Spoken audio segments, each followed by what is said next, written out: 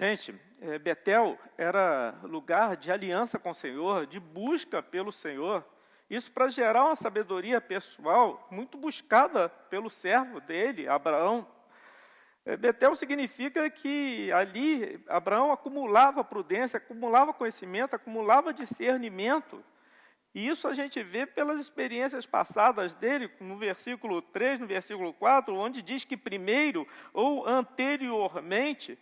A gente sabe que Ló foi para o mesmo lugar, foi para o Negueb. Ele acompanhou Abraão na jornada e continuou subindo as montanhas, junto com o seu tio. Mas Ló não conhecia Betel. Ló não tinha intimidade com o Senhor. Ló, vamos dizer assim, só possuía tenda. Ló não tinha altar. E aí a gente pensa no cristão, tipo falsificado, né? O cristão aparente, o cristão bambo.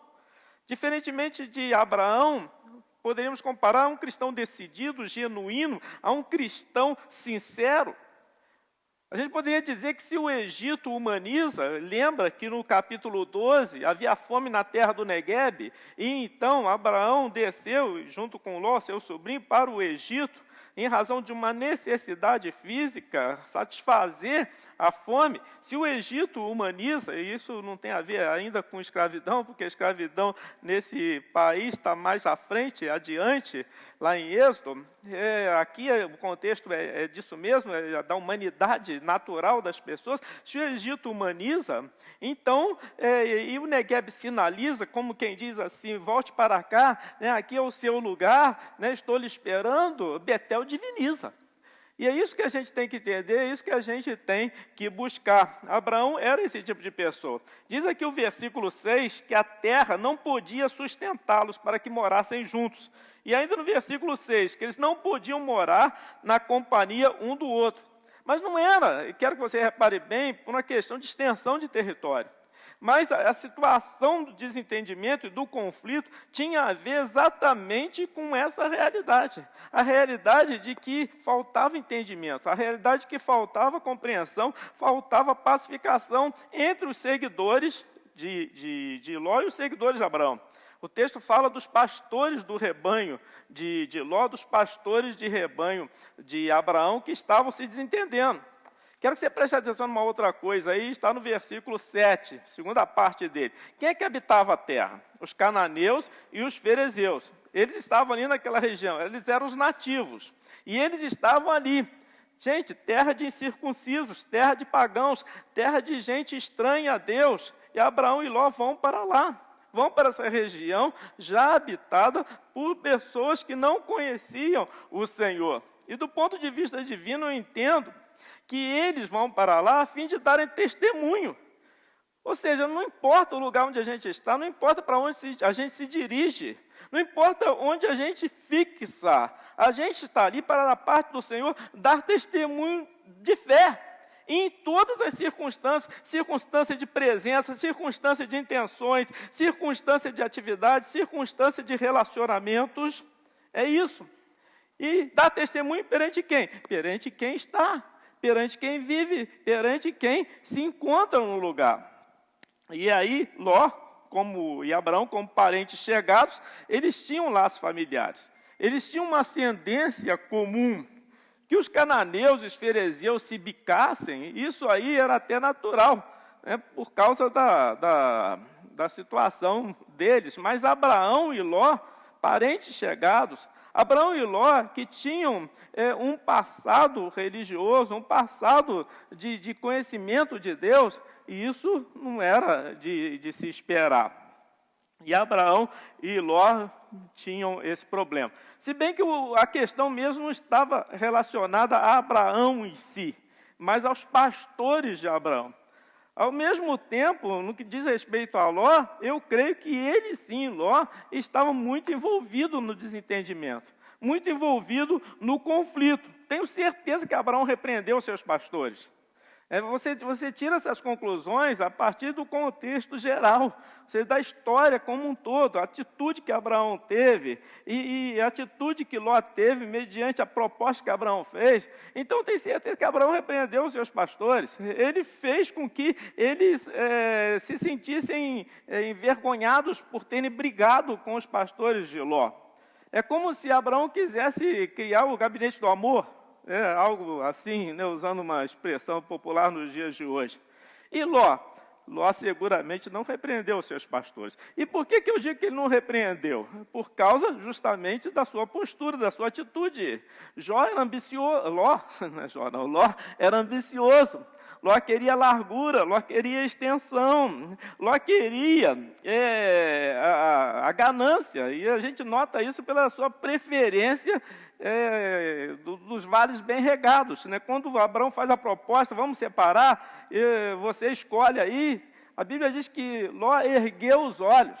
Ele não teve os seus olhos erguidos por Deus, como depois na frente o Senhor se revela a Abraão e diz: ergue os teus olhos, e olha. E Abraão então olha para o norte, para o sul, para o leste, para o oeste, ou seja, olha para as direções. Não, Ló olha e vê o que é agradável à vista. Ló olha e vê aquilo que atrai, que faz você sonhar. E ele com certeza tinha os seus ouvidos treinados ao saber do jardim do Senhor, gente que falava para ele, né, que conheceu, ou então Ló sonhava com a terra do Egito e projetava para si e sua família essa realidade maior. Então, ele queria isso, ele queria essa largura, ele era ambicioso, em razão do que eu entendo que Ló, ele promovia também todo aquele desentendimento.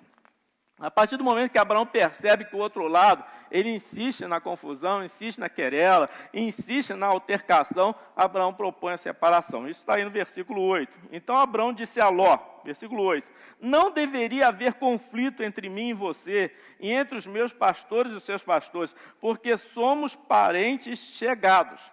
Quero dizer uma coisa, o amor sempre vai investir na paz. Está lá em Romanos, capítulo 12, versículo 18, Paulo apóstolo dizendo o seguinte: se possível, no que depender de vocês, vivam em paz com todas as pessoas. Não diz para viver em paz apenas com os que são da mesma fé.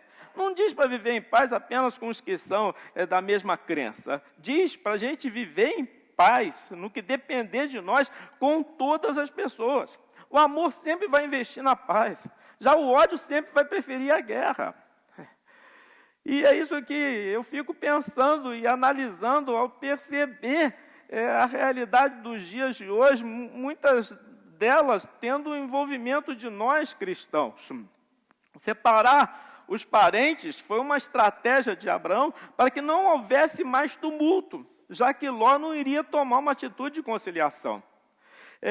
Não era uma questão de ficar à direita ou à esquerda, usando também termos muito comuns nos dias de hoje.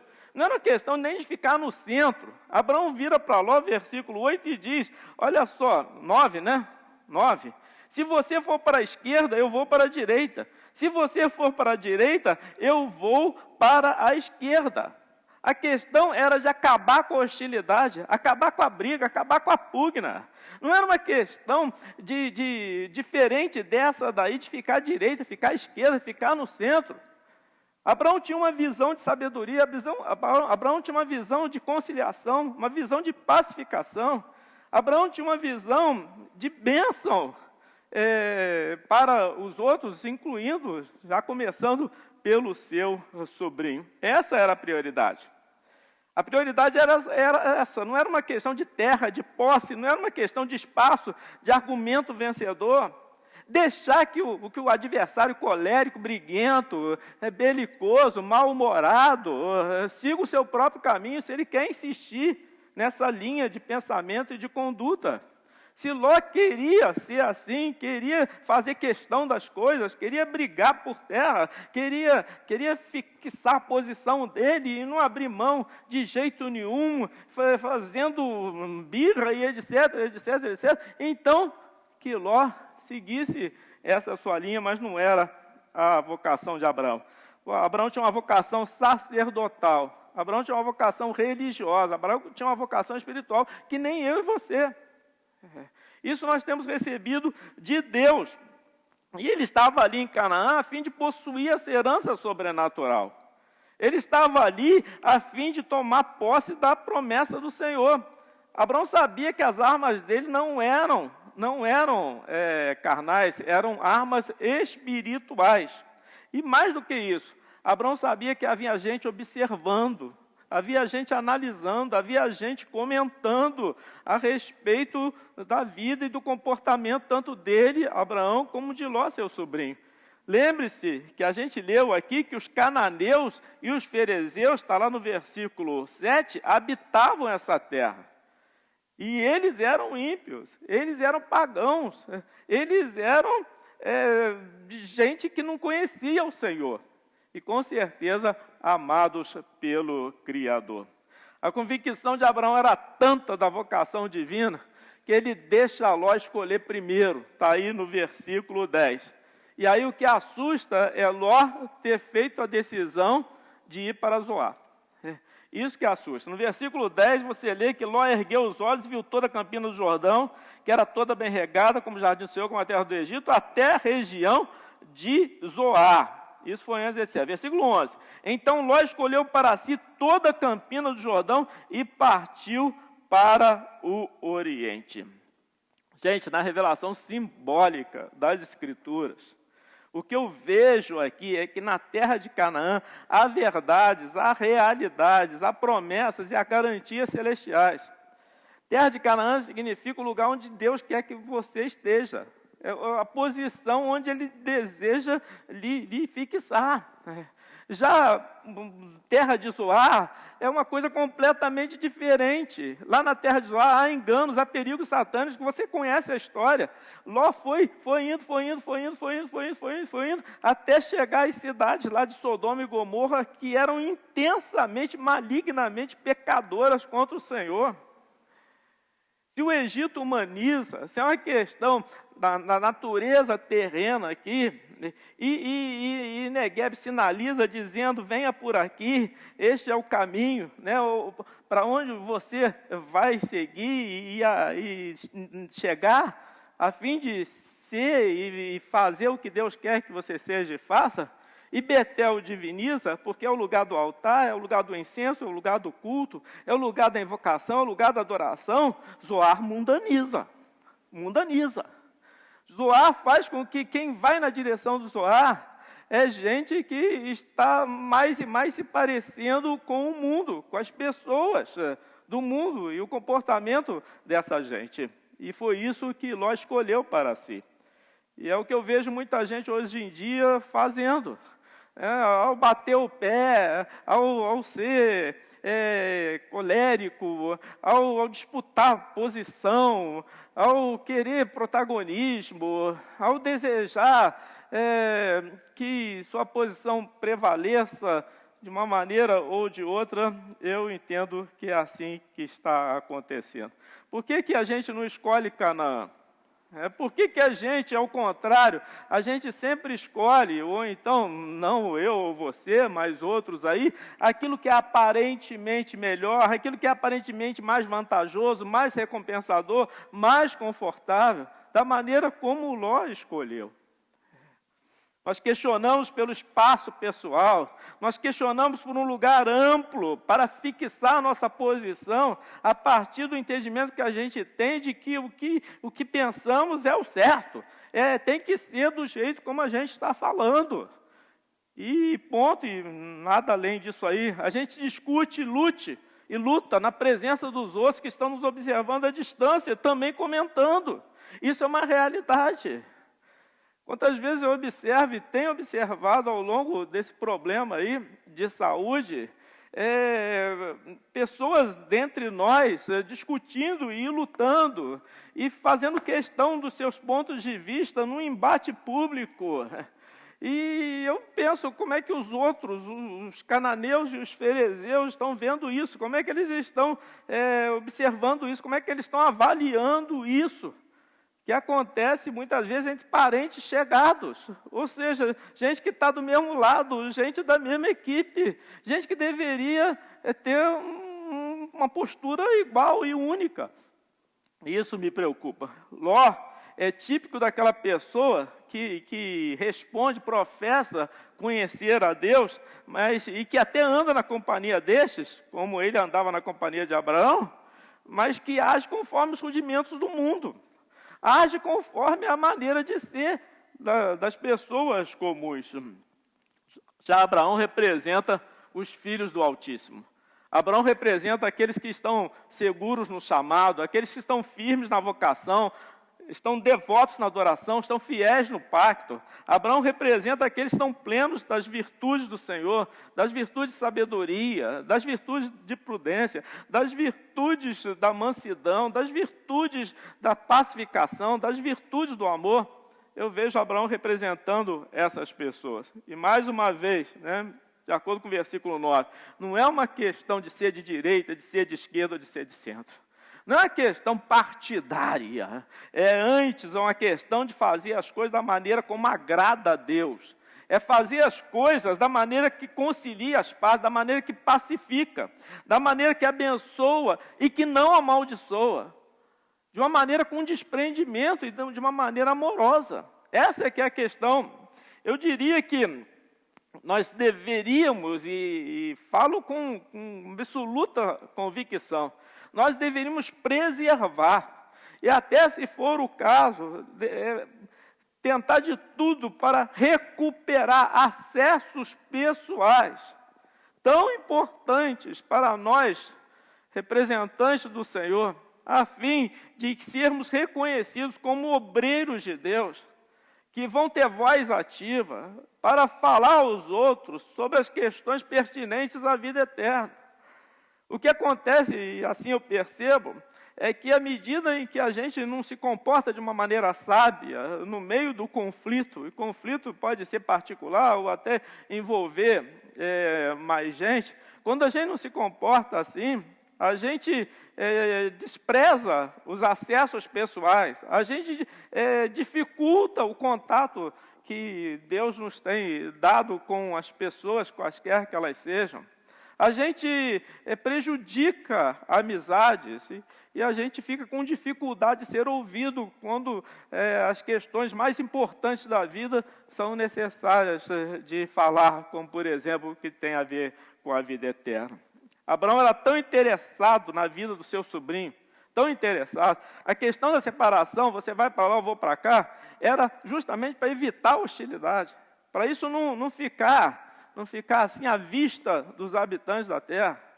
Mas Abraão tinha tanto carinho, ele tinha tanto interesse na vida do seu sobrinho, que depois ele tinha até gente de contato lá onde Ló morava, em Sodoma, e essa gente foi informar Abraão, e acho até que sempre acontecia isso, foi informar Abraão de que Ló e sua família estavam em perigo, reféns lá dos moradores de Sodoma, havia guerra, invasão, etc. Abraão reúne seus soldados e vai resgatar seu sobrinho e família que estavam em apuros. Então o que eu quero dizer é o seguinte, a atitude de Abraão sempre foi de amor. E amor com porta escancarada para o presente e até mesmo em relação ao futuro. Qual você acha que a nossa atitude deve ser hoje, em dia, em meio a toda essa situação aí? Eu acho que tem que ser a mesma de Abraão. Tem que ser uma atitude de sabedoria, uma atitude de bênção, uma atitude de quem se oferece para benefício.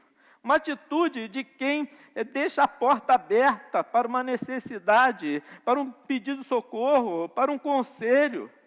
E é isso que muitas vezes eu vejo acontecer ao contrário, a gente fechando portas, a gente dificultando as coisas em razão do nosso comportamento. Na urgência dessa hora presente, é hora gravíssima, Nós estamos vivendo uma hora presente gravíssima. A minha ideia, o meu conselho, a minha opinião, a minha pregação é que a gente se concentre no que é mais importante. E o que é mais importante são vidas, são pessoas, são relacionamentos, são convivências, são beneficências, são os destinos eternos. Isso é que é o mais importante. Não existe nada mais importante hoje e agora do que isso que eu falei. Vidas, relacionamentos, convivências, beneficências e destinos eternos. É preciso parar e cessar com a discussão partidária, a questão do tipo eu que tenho razão e pronto. É preciso despolitizar a religião, a crença e a fé. Eu não sei o que está havendo, porque as pessoas estão politizando a religião, estão politizando a crença, estão politizando a fé. Entender que prioridade são as vidas. E eu não estou falando do dilema saúde versus economia. Eu não estou falando disso, não. Eu estou falando da verdade. Eu estou falando de nos posicionarmos ao lado da verdade, esteja ela de que lado estiver, se estiver à direita, se estiver à esquerda, se estiver no centro, não importa onde está a verdade. Então, eu quero me posicionar ao lado da verdade e eu quero falar da verdade. É isso que eu quero fazer. Uma verdade falada em amor, uma verdade falada em mansidão e aceita pelo outro lado com reconhecimento e humildade. Isso é que é o mais importante. Entristece-me muito ver líderes evangélicos feição Ló batendo o pé, dizendo, entre aspas, né, ou então manifestando isso, né, daqui não saio, daqui ninguém me tira, triscando, contendendo com os parentes, né, assim, fazendo questão disso, fazendo questão daquilo, ou seja, isso me entristece muito. Até ouvi aí e vi gente orientando os pastores de rebanho, ou seja, os seguidores do outro líder, dizendo assim, saiam daí, não fiquem aí. Isso me entristece muito. Fico imaginando os cananeus e ferezeus dos dias de hoje, observando os parentes entre si, discutindo, os parentes entre si, brigando, como se fossem Lós daquele tempo, replicados nos dias de hoje. Quero dizer uma coisa que para mim é muito importante, mas muito importante mesmo. É uma compreensão que eu tenho. E se você diz amém, então estamos juntos. Mas escrevi aqui, Deus está nos testando para ver como nos comportamos uns em relação aos outros e também perante os demais que Ele deseja salvar. Em todas as situações da vida, o que Deus está buscando de mim e de você, que nos declaramos cristãos, é um comportamento entre nós e perante os outros que não são cristãos, que testemunhe da sua glória, do seu poder, da sua autoridade, mas que testemunhe também da sua sabedoria, do seu amor, da sua bondade, do seu altruísmo. É isso que Deus está esperando. Porque no fim das coisas é o que vai importar. É isso que vai importar no fim das coisas. Eu tenho muito medo, né, da gente ser responsável por cananeus se transformarem em sodomitas. Tenho muito medo disso. Porque para os sodomitas já não tinha mais esperança. Para os sodomitas daquele tempo, da época de Ló, já não tinha mais saída.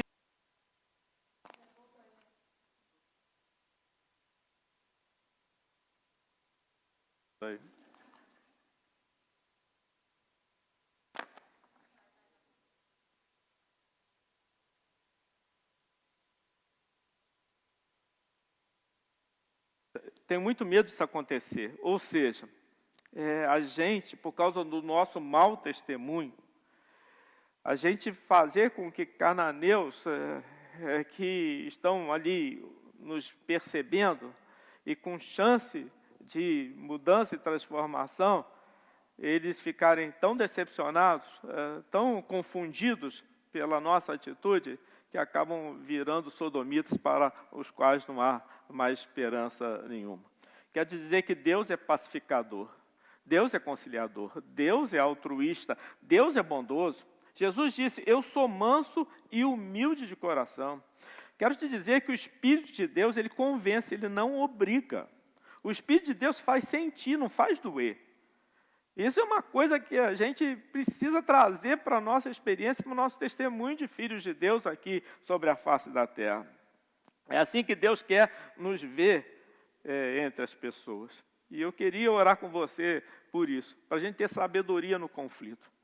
Essa situação aí da pandemia está gerando muito embate, está gerando muita discussão, que uns falam assim, outros falam diferente, uns são desse lado, outros são daquele. Entre os próprios cristãos e evangélicos, posições antagônicas que vêm e são abertas, e isso se torna público. Eu acho que não é hora para isso, não é hora de hostilidade, não é hora de conflito, é hora de sabedoria, é hora de unidade, é hora de amor, é hora da gente ser manso e humilde de coração. Queria orar com você. Deus, em nome de Jesus Cristo, eu oro neste momento para que tudo aquilo que é altercação, tudo aquilo que é discussão, tudo aquilo que é embate de posicionamentos, tudo isso receba da tua parte uma repreensão, receba da tua parte um conselho, que as pessoas, não apenas entre nós, meio cristão, mas entre a sociedade também, elas possam discernir o momento e então optarem por aquilo que te agrada e que te satisfaz.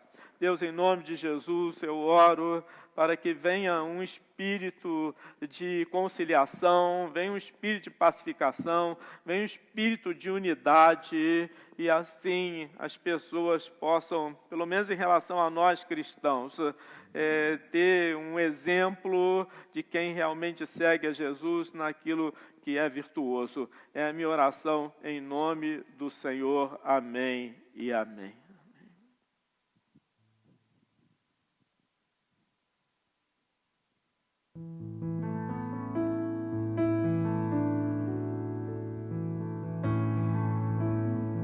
Tremendo, Senhor, essa reflexão, Senhor. Que nós entendamos, Senhor, que precisamos uns dos outros, que não somos absolutos. Absoluto é o Senhor e a sua palavra, Senhor, que foi ministrada no nosso coração. A gente vai ministrar sobre a sua vida essa canção, que você esteja aí no seu lar, aí do outro lado da transmissão, ministrando sobre as nossas vidas também. Recebi um novo coração do Pai,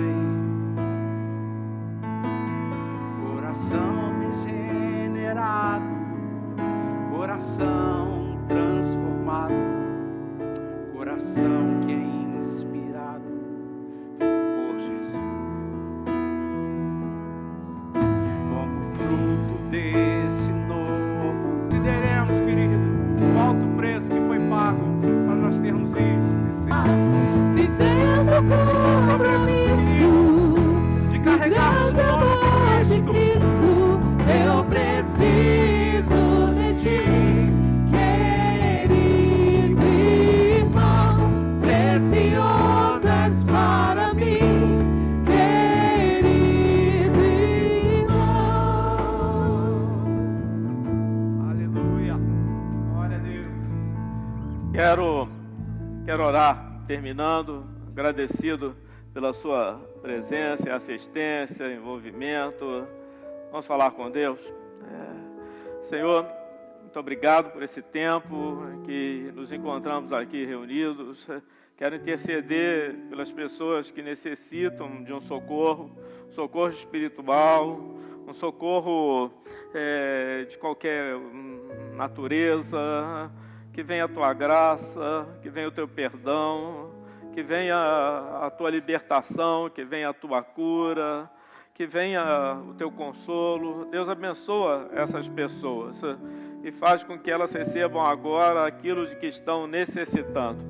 Senhor, aquele que não desampara quem quer que seja, aquele que não abandona o necessitado, é a esse que clamamos. Mantém as pessoas esperançosas em Ti e justifica isso, faz com que aconteça na experiência delas um encontro contigo, aconteça na experiência delas uma providência do Senhor, que assim se faça para a honra Tua, em nome de Jesus. Amém. Amém. Deus abençoe você. Estamos aqui. Voltaremos. Senhor seja com todos. Amém.